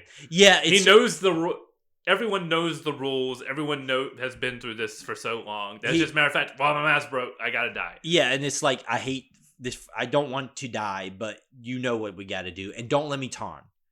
That's, and because that level of understanding of like, this is inevitable if I die like this, please go ahead and just, end it. Sort of a choice here. I shot him too. I feel like it's very much in the ward. Joel would do that in that moment. I could see Joel doing that in that moment. Combat wise, he's not cruel. No, he's rational. He's realistic. Mm-hmm. I kind of always dislike apocalyptic fiction where characters have been shown to be living in this horrible environment for decades, and yet they still have these, like, everything feels like it's still the first time. Joel has been dealing with this for 2 decades. There's almost a sense of, who knows how many friends he lost, who knows how many... This is mechanical almost, because it's like, even the way the guy talks, he's the one who's going to die, and it's just like, I know what this is. I know how this works. You got to do it. My mask broke. I was stupid. I shouldn't have come out here. And it's like how you would talk when you run the red light by mistake and get in a car wreck. It's just like, this is how society works now. I was dumb. You got to shoot me. And the brutal kind of like just reality of things is really taught by that. Even like when we get to the docks there with Robert, like, he's like, Robert screwed us over. Mm-hmm. We're going to do what we got to do. And like, Joel is not a good guy, but there is no good guys anymore. It's like, what he's doing is not necessarily like the moral high ground, but there is no one who's living in the moral high ground anymore, because those people are probably dead. This whole sequence is great. It's a great introduction to Tess. It's a great introduction to Joel. Good introduction to like the mechanics and everything. Yeah, I do have a note here. This is a survival horror game. What? You know why? It has a quick turn. Yeah, it does have a quick turn. It has the most interesting like crouch. And I love the loop mechanic of just like grabbing things with your hands. The hands. Yeah, Joel's constantly just like an octopus going around. Remember that game Octodad? Yeah. Yeah, it feels like that, where Joel's just like, go and grab this, go and grab that. There was an edit forever ago, like, oh my god, where it's like disco ball going as Joel is just moving his hands left and right, grabbing stuff. There's a Mega 64 bit of this where they were just like sneaking around like that, grabbing stuff. Wonder what Mega 64 is up to. I think they're still around. I think they're still around. I think they just podcasts and make their sweeted Dragon Ball Z stuff. Yeah, I think they've kind of changed. I mean, they're getting older. They can't really get away with the same stuff they used to do. Those guys were out there harassing people in public way before it was cool to do so. I really, really like how the mechanics were. We learned about the melee combat. We learned that stealth is a major important part of this game. Melee combat's simple. It's just like mostly hit square, hit triangle to dodge at the right time. But man, do you feel every punch? Just weighty, bam, bam, bam. And like, if you're near a wall, bam, it'll slam. Oh, when he slams something into the wall, the weight, the meat sound of it, of just like thud, is intense. Melee combat feels good. The sound design in this game, like when you pick up like a lead pipe and just slam it into the guy's face, like, man, or like when you shank somebody, you hear like the teeth crack. Like, swing it like a bat. It's so good. When you shoot people in this game, they react in such a like almost visceral way of just like, oh my god, like one pistol bullet just makes them drop to their knees for a second, and like people kind of like are sluggish as they get that second shot, and it's just like, okay, yeah. And it's a thing I want to kind of like applaud them. It's the non-glorification of violence. This is violent in a violent world, but it's constantly makes you live in it. It's like, yeah, you hit this guy with a pipe and it doesn't feel fun.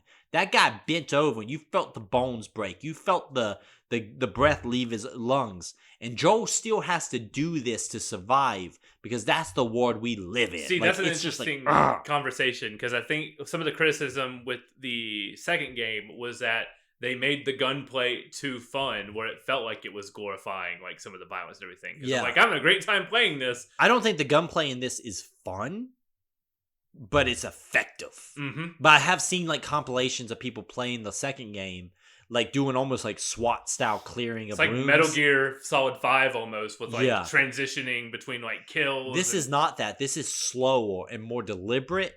And I think it gets the point across. It's messy. better. It's hard to aim accurately. Yeah. Because there's so much like gun sway. And there's upgrades to like mitigate that as we go on. You get like upgrade equipment to. I had a sequence in which I ran out of bullets and I tried to charge a guy and he kept shooting me. He even goes, I guess you're out of bullets, huh? And he got super aggressive on me. I never heard that. That's so awesome. it was in the sequence in the subway not long after the test stuff goes on.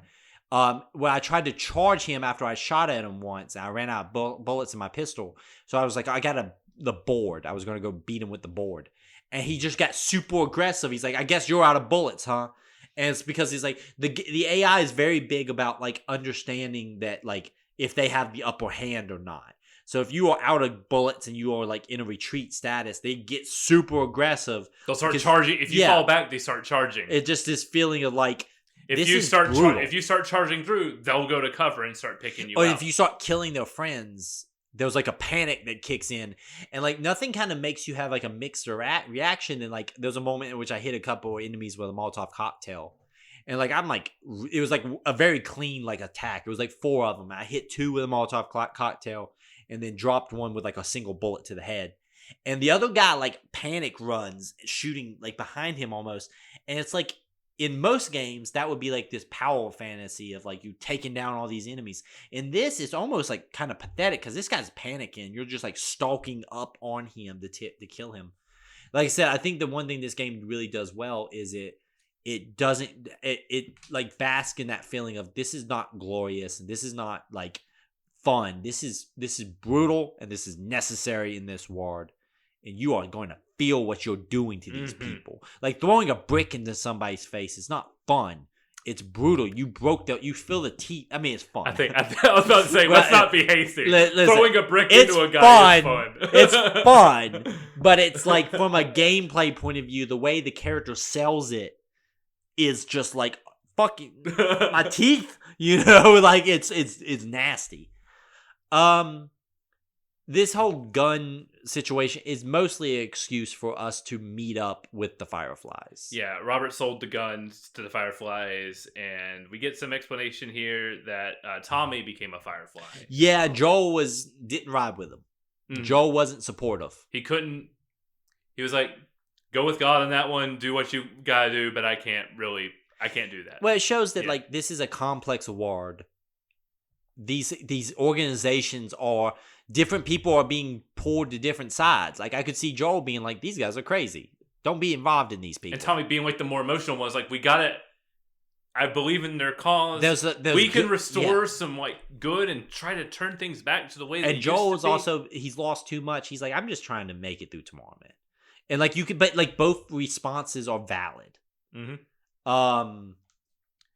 And this is where Marlene, the head of the Fireflies, comes up after you kill Robert, and she's like, I have some cargo that I need taken care of, and I'll get you your guns. I'll get you your guns back. I'll get you like more than that if you handle this.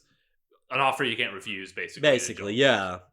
And like, okay. Tess is very prone to believe it because she's more the opportunist. She's more about making things happen. Joel's a little bit more secondary. He kind of follows Tess's lead most of the time. She's the muscle. She's the muscle, but she's also kind of the brains of the operation. Yeah. She's like the driving force of the two of them. Joel is kind of like the more I'm here to help you. Me and you are in this together. I'm here to back you up. Good cop, bad cop sort of thing. Sort of. Both kind of bad cops. they're both bad at their job. We get through the streets there because things are on lockdown because obviously Firefly activity is going on, and it seems like the Fireflies are being kind of wiped out at this moment because you're hearing about a lot of those safe houses being taken out, and they're like, Joel even says like, I didn't know if you still had safe. He says something along those lines. He said, I think there's a line where he's like, I didn't know there was any of y'all left. Like it seemed like y'all were getting y'all's asses kicked.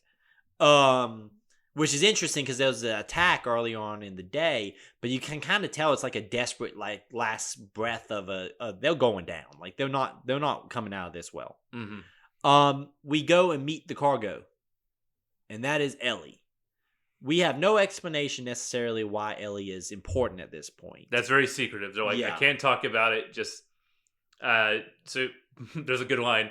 Are you some like bigwig's daughter or something? Yeah, something like that. I like Ellie a lot. She grows on me very quickly. Right away, but she has to. Yeah, they do a great job of not making her like the annoying kid because she grew up in this. This is the world in which she knows.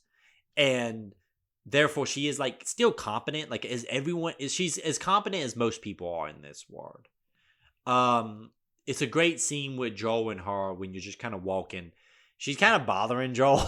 I like that Joel is like, I don't really want to deal with this kid. Like, it's also a really good thing because this is a story that will eventually become like a pseudo father figure or situation for him. I mean, right away, you know that right away because it's literally the cover of the game. You know going in, and there's a really good moment here too where it tells it is where they just have a moment where they're alone for a little bit. Tess goes with Marlene to go and verify that she has the guns, and more so, like she's like, "I'll give you 10 times what I owe you." Yeah, this is so important to the Fireflies. So while Joel is there, you get a shot, and you see clearly. You see it a little bit before, but it's fast because he picks it up off the table. There's a really good shot of Joel's watch. Yeah, with the bullet in it. The one that Sarah gave to him at the beginning of the game for his birthday. He still wears it, still in the bullet hole.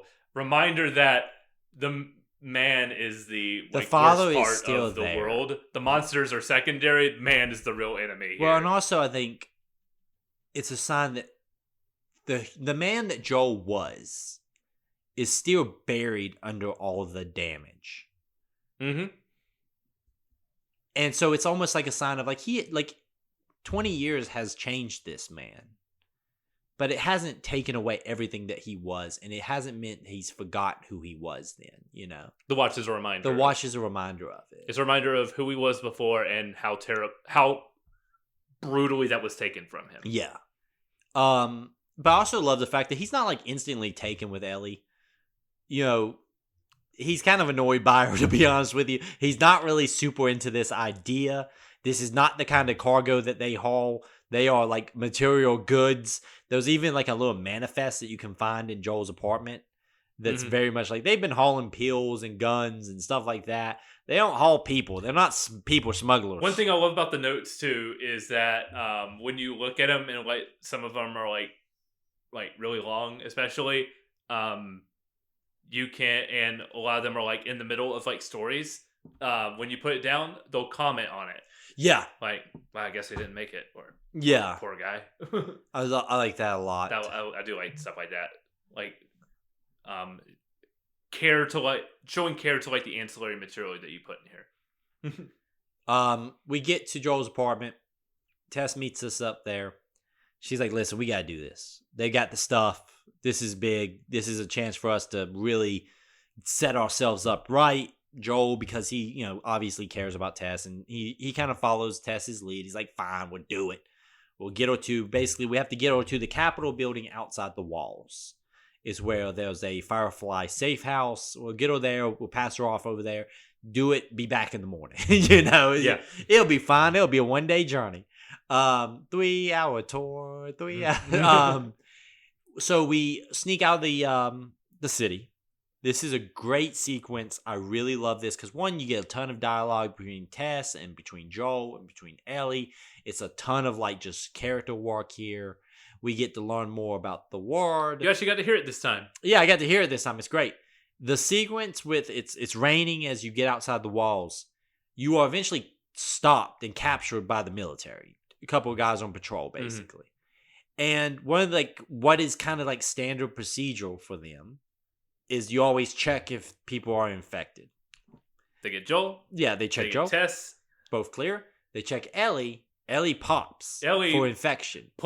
Bursts, like, you don't see it at first. She pulls out a knife, stabs a guy. They shoot him and then shoot his buddy. And they're like, well, that was crazy. I didn't think that was going to happen. Tess picks up and goes, you need to look at this, Joel.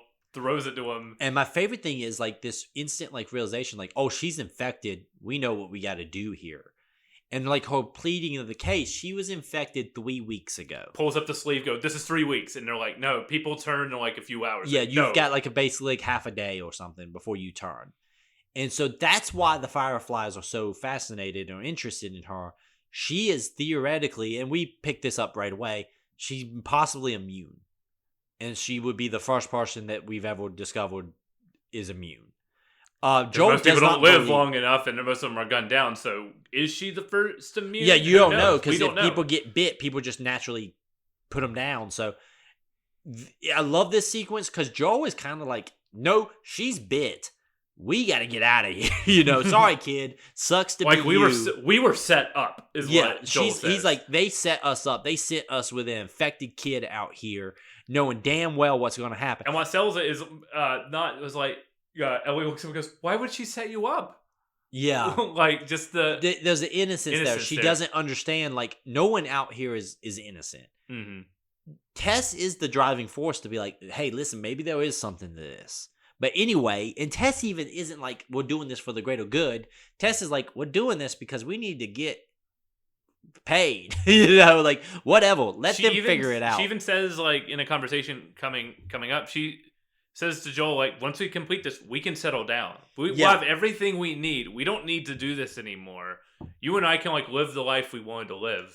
Which is code that she's not making it out of the section alive. Yes, it is code. But it also is, like, almost a pleading to a partner. Like, hey, we can go calm down for a while. It's just one job. We just hand her off and go back. Like, it's not far. Nothing bad ever happens on the big job. No, nothing.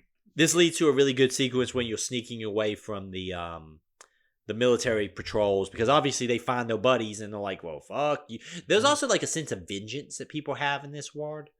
Like when they find out that you killed 2 of them, they're like, we're going to kill these motherfuckers, you know? Yeah. Like that's something that is kind of left off in a lot of games. Like that feeling of like, even the bad guys have a sense of like deep, realistic hatred for you.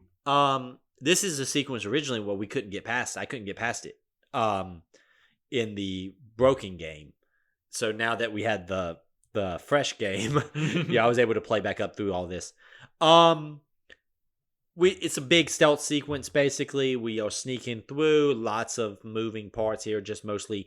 We learned that Ellie can't swim. This is a big factor in the later sections. Yep, that'll be a factor. Yeah, Ellie can't swim. We do get away from them, and then we get out into the city proper. There's several major sections here that I really, really enjoy. One is the office building. This is where we're introduced to clickers. Mm-hmm. Clickers are scary. I like clickers as an enemy. They are blind, but they operate off of sound, which is great for a horror villain because that you can be right up next to them and still be safe. But looking at him, if I make up one mistake, I'm instantly dead. They are an instant kill. Yeah, the one bite because they bite you. You can eventually upgrade your shiv to give you a kind of get out of jail free card. Get out of jail free card, but you don't get that right away. And also, you still got to build. You got to build them shivs, so you can't just be valuable wasting resource. The way resources are handled in this game, I really like. For example, Molotovs and health are the same ingredients for crafting, so you gotta make a choice in that moment. I love that little design choice. And the Molotovs are so great for the clickers because I'll throw a bottle against the wall and have the clickers go bunch up over there, and then toss a Molotov at them. So I do that a lot. Yeah, it's good. And so you want the Molotovs. The clickers are terrifying, dude. Also, great sound effects with the. I didn't do that well. Click, click, click, click, click. just I'll see if I can try. We'll do the Eric edit of the Last of Us. ASMR for you. Last of Us ASMR. We'll do the Eric version of Last of Us where it's just me going click, click, click, click, click. I'll mod you into the game. Yeah, it's just click, click, click, click, click.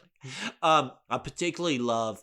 As you get through the office building, you also get down into like a little sewer not sewer, like a subway area, and there was like a particular sequence in like what is like a food court, like mall kind of situation going on, because there was like groups of clickers, but there was also regular infected who can see. So you're in this weird Anytime spot. you mix those two is like the hardest combat scenarios to deal with, because you got to factor, I got to deal with these guys sneakily, or things are going to turn into a firefight. If it turns into a firefight, or if I have to use my fists, I need to be quick and decisive. And with the clickers, it's like, okay, I have an advantage on them because they are blind. The infected don't have that same problem, so it's constantly this like, oh crap, I got 2 infected over here that will see me, and then I got a clicker right here, so I can't go loud to kill those 2 infected because the clicker was going to come get me. And so like there's also great things here, like a little sequence where if you go to the like convenience store, there's a note that has the access to the safe in the bookshop. Did you find that by chance? I think so.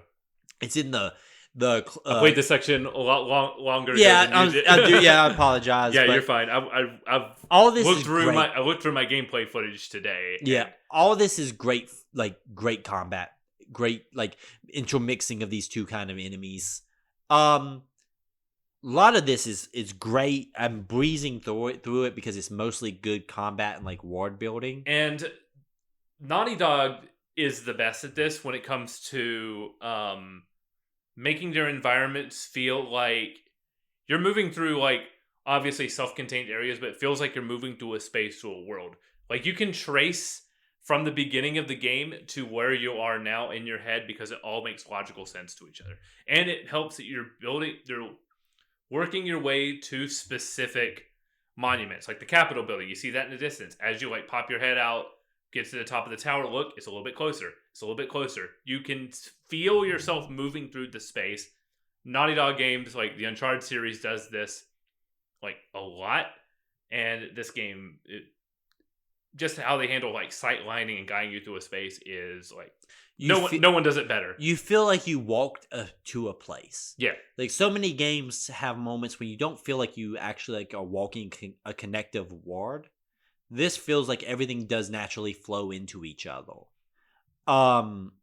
As we get out of there, there's a ton of good stuff here. I don't want to breeze through it, but it's mostly combat and stealth.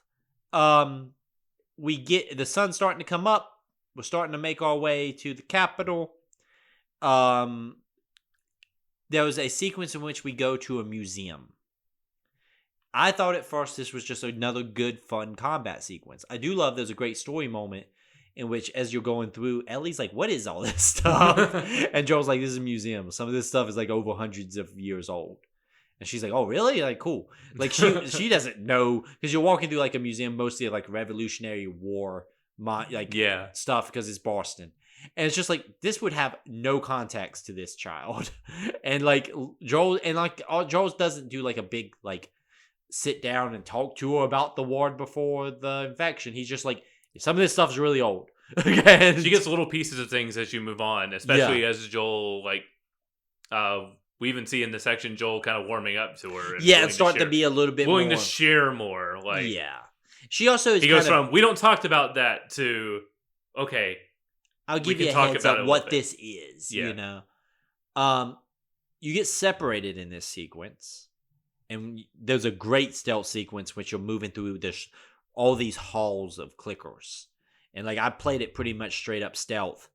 When you find Tess is in the middle of fighting off some clickers, and you clear them out. Hey, we got Tess. We found Ellie. Let's get the hell out of this place. It's like filled with infected. We are on the way to the monument, and you realize that like the conversation between Tess and Joel, she's starting to become a lot more invested in the concept that the Fireflies might know something about like a cure or something. Like, she was asking about her, like, how were you bitten? Ellie was like, I was held up in a mall. Like, that's a really bad spot. That's how I found out I was bitten. I was there with somebody. I was the only one who made it out. Marlene found me and was willing to hear me out. And like Tess is very interested in that. This will become clear in a little bit. I like the fact that there is no obvious. We find out that Tess has been bitten, but there is no like little moment where she's like tucking her arm or something weird. Like, it's just like you find her in a fight, like you've been in all these other times, and this one time she just so happened to get She gacked. wants to believe in the cause, so she feels like she's not dying for nothing. Yes. It's like now she has invested interest in this because she knows that she's on a clock. It's a very human thing. Yes. I love it so much. We get to the Capitol. Everyone's dead. Correct me if I'm wrong. There's like a radio that's like not working, right, to communicate with the Fireflies or something. Or No, I'm getting that wrong. No, basically she's talking about like what we can. She's like, this is when she's like, we can go talk to Tommy because Tommy was a Firefly. Yeah, and Joel's like, nope, we're not doing that. and she's like, you need to go out west. And Joel's like, okay. Well, then she why? was like, what? They talked about they had a facility out west, right? And Joel's like, why are you so invested in this gar? And that's when Tessa shows him that she got bit. And this is what convinces Joel of it. She holds up her arm. It's looking much worse than... Yeah, she holds up Ellie's arm and compares it to her. She's like, this was like... An hour. This was 3 weeks. This is real, Joel. Well, I love also, Joel plays it in such a... Troy Baker, man. It's not like, no! It's like, fuck. Like, this is inevitable that this is going to happen to all of us. But I didn't want it to happen to today, was the vibe. It's like, I didn't want it now. I wasn't ready for it now. I knew it was going to happen one of these days because it happens to all of us, but I didn't think it would happen now. And, like, it's just so... And it's a moment that's quick. Yeah. Because as soon as we don't have time to process it because the federal agents are here knocking on the door. Tess is like, you need to go now. I will make this stand. You need to get her out of here because this is something that we need to believe in. So Ellie feels guilty in this moment, and Joel's like, "We need to get out of here now." You get a really kind of difficult combat sequence as you're like going through like these federal agents. Because I want to say something before you talk about that. Though. Yes, the gunshots as you go into the back courtyard and you go upstairs. It goes back to violence is not glorified in this. You don't see it happen. There's no, last stand. You just hear, put it down, bam, bam, bam, bam, bam, bam, ah, and she screams. And as you come up to the top of the section there, you look down and she's just laying in the floor dead. And they're like, she got two of us. Like, it's not like this glorified last stand. She didn't take them all out and save you. Mm-hmm. You still had to deal with them. She just made a stand and died. And it's not like there's no like music. She's just dead. And it's just like, you have there's no cutscene of it. It's just gameplay. You just hear it in the background as you're going up the steps outside of, put it down, bam, bam, bam, bam, bam, done. And it's just like, yes, okay. And Tess, this character we have grown to, care about and like, was there. And then the next minute she was gone. Because that's how things work here. It's brutal. And it's so effective. So effective. This is a very tough combat sequence. Yeah. Because these guys are well armed. You got it. This teaches you need to stealth a little bit if you're going to survive. You cannot play this like a straight up action game. You got to kind of pick your battles. And I was very much like ambushing people, like trying to get myself into situations where I could like stealth kill one guy. Because I also wanted to kill everybody here because I felt like Joel would. Yep. Like, Joel wouldn't let this stand. Great sequence that leads into a subway. A flooded subway. Mm-hmm. One of my favorite things is when you get down there, it's filled with spores. So Joel puts on his gas mask and Ellie doesn't. And Joel's just like looking at her like, what? And it's like, yeah, she's immune. Like, it doesn't. I think she even says something like, I'm already infected. This is where another callback to Ellie can't swim. We have to get her on a little pallet boat and try to push her across. Got to adjust some pathways so you can get a little float going so you can carry her across the... Yeah. Very Half-Life puzzle here. Yeah. This is like... We're about to talk about some Half-Life comparisons in a second. Mm. We get out of there, and this is a sequence when Joel's like, okay, fine, we're going to go see Tommy, but I need a car. I know a guy close by who owes me a favor. And it's Bill. Bill! Now, Bill's referenced in some material because Bill is a smuggler. He's been helping them smuggle stuff in, basically. So this is when what's gonna kind of like drive the force to get us out of Boston. The game does the first like kind of actual like skipping of time here for a while. We haven't done that in a little bit. Where we are now outside of Boston and we are heading to go find Bill to try to get a car. And he is in Lincoln, which is kind of a smaller city, a little small town outside in the sticks. I really enjoy this sequence because as you're walking in, you're walking through like this really pretty woods. And Ellie's like commenting on the fact that she's never been in the woods. Like, she's like, what is this? What is that? There's even a moment in which she's like, finds fireflies. And she's like, look, fireflies, like real ones. You know, I really like that sequence. This whole section here, like this quieter, the game does, my favorite part of The Last of Us is the quiet moments. Yes, agreed. And walking through the environment, there's a lot of good stuff here. She comments on like, a video game like a Mortal Kombat stand-in. I think in the show it is Mortal Kombat too. Yeah. And she's talking about like, oh, we used to play this all the time. Back in one of the zones, like there's a special move where you can like chop a dude's head off. It's awesome. Like talks like a kid, and that's where Joel is she's slowly chipping away at the layers of Joel as he realizes like he's starting to warm up. There's a great sequence in which you can go to an optional building to get supplies because you hear a zombie up in the like the second level of the building, and if you go into the building, she's like, you're going in there? He's like, you'll be fine. And she's like, why are you going in there? He's like, it'll be fine. We're gonna find what we can find. And she's like, you're gonna give me a heart attack. Like I'm gonna die from fright. Like, you know, like these kind of like comments are like, why are we taking this unnecessary risk? And Joel's like, well, we're gonna try to get some stuff. This whole section, the one part I kept thinking on, this reminds me of the Half-Life 2 section where you don't go to Ravenholm. Because Bill is kind of like the priest from that section. Yeah. And like this is kind of like that. It's a city full of traps and stuff that's been set by Bill that have been killing the infected, and Bill's been moving around the city, and we're kind of like in his footsteps as we move around. It's this whole section just continues to remind me of We Don't Go to Ravenholm. There's a bit here where you get caught in the trap and you're hanging upside down, which is funny because there was a really, I remember this meme back in like 2013. It's like 2013, the year of hanging upside down. Because it happens in Dead Space 2. It happens in Dead Space 2. It happens in Tomb Raider. It happens here, and it happens in Grand Theft Auto 5. So there's an image of 2013, the year where you're hanging upside down and have to shoot stuff. That's great. It's so funny. So I immediately thought that. I was like, oh yeah, this is the year of the hanging shooting. Okay. My like reference point at that was Dead Space 2. So that's funny that, yeah, it is that. I didn't think about, I know in Tomb Raider you do it. I have played that, but I don't remember it in Grand Theft Auto 5 because I don't think I played much of that. It's a similar bit. You're in a warehouse hanging upside down.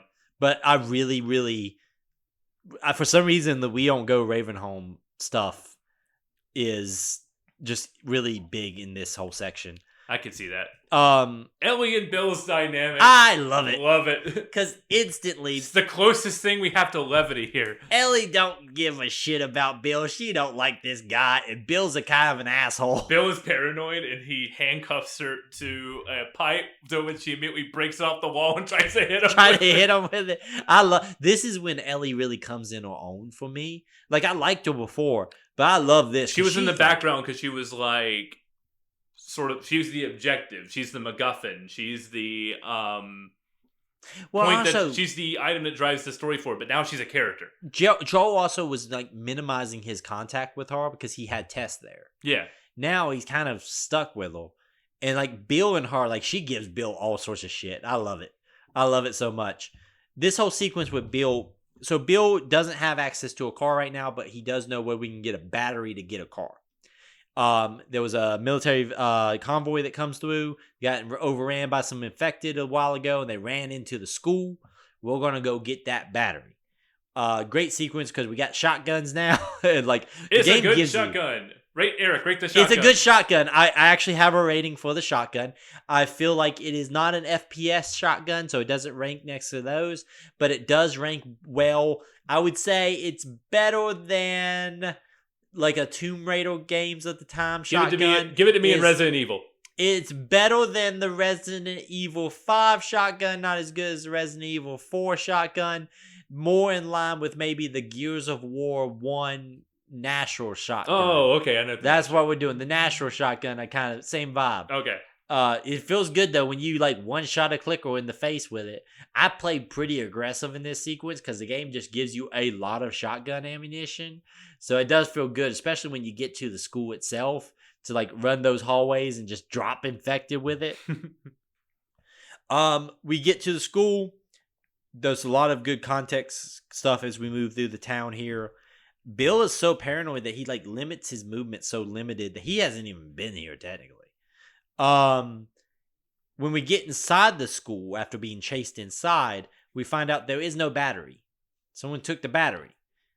Is this after the boss fight? No, it's before the boss fight because then they break in and we get chased into the school gymnasium. Right, that's what happens. Which this is where we run into the bloater. Bloater, who is the final like, phase of the infection. Because you go from infected to a clicker to a bloater. The bloater boss fight's pretty good. You get some infected. Game gives you a ton of shotgun ammunition. He's kind of slow and the environment's pretty big, so you can kind of run around and do a bunch of shotgun. Did you notice the Resident Evil reference with the ammunition? Oh yeah, it's the same box. Handgun is red, shotgun is green. Is green and yellow. Yep. Handgun's red and black. It's pretty good. I thought you were gonna get I noticed it when I was grabbing shotgun ammo, and then it kind of dawned on me that it's the same ammo. It's really great. I wonder if you can. Wonder if you like zoom in if it looks the same. But no, it's I love a game that wears its influences on its sleeve. Like this has a lot of Resident Evil 4 and vibe into some of this section in particular. That was the script. It was like, what if the road but Resident Evil was the idea? Really? That was like the pitch behind it. It's good pitch. Like the gameplay director was like, it'd be a good pairing with this story we're telling, Resident Evil 4. I feel like he was just like, I just want to make Resident Evil 4. Dude, it just makes everything better. I fucking love this sequence with everything in me. I love the bloater boss fight. I love getting out of the school. I love stumbling into the house next door to the school. And Bill has made comments about the fact that he had a partner for a while, and we figured they were friends. No, his partner was not.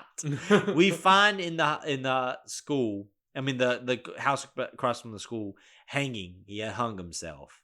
Mm. Bill's partner. He got bit in the process of getting the battery out of the military jeep. He has a vehicle in the house, but he writes a letter that's basically like, I was so miserable having to be with you. I hate you. You're such an asshole. Screw you, dude. It's a breakup letter, essentially. Yeah, because there's a lot of coding here with Bill at the time. Which like the Silver, he's my partner. Bill is gay. Yeah, and more explicitly in the show than here. In the show, they straight up like establish that relationship as they are a couple. Yeah, there's no ambiguity in the show. In this, it's very heavily implied that Bill is gay, even to the fact that the porn magazine that Ellie steals from him is gay. It's a men's porn magazine, like it's men models. Yes. So like, it's very subtle here, but it's so subtle that you would have to kind of overlook it intentionally if you didn't want to actually engage with it. Oh yeah, it's pretty clear. There were those people when the show came out. Well, like why did they make him gay? I was like, newsflash. Dude was gay from the get-go. Like, I'm sure some dudes, like, Bill's just a big, manly man. He just... They cast Nick Offerman as him. I mean... Those are just muscle magazines. He appreciates the male physique. Why did the show have to make it so woke? I'm sure some dudes like, I too appreciate the male physique.